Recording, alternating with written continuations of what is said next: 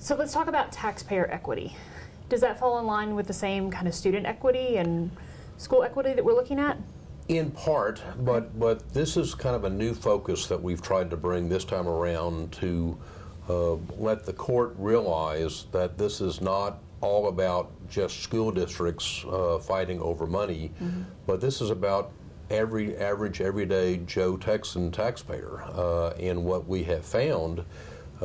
because the state puts so much reliance on local property taxes to fund public education, and because district boundaries in many instances cut right through subdivisions, you may have a neighbor who's in District X and their next door neighbor is in District Y, or you may have a district boundary going down the street, dividing one side of the street is in one district, another side of the street's in another district, and you find throughout the state, in literally every county in which there is two districts or more,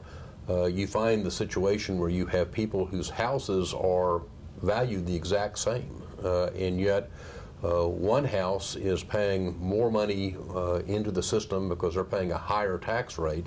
than their next door neighbor in many instances who's paying a lower tax rate, and yet the next door neighbor who's paying the lower tax rate, paying less money into the system, has more money spent on his or her children. When you boil it down to Joe Texan taxpayer, it's my hope at least that the citizens, when they realize that I may pay $2,000 into property taxes on my value of my house, and my next door neighbor's house was built at the exact same time, by the exact same builder, with the exact same plans, and has the exact same value, he or she may pay $1,800, $200 less, for example,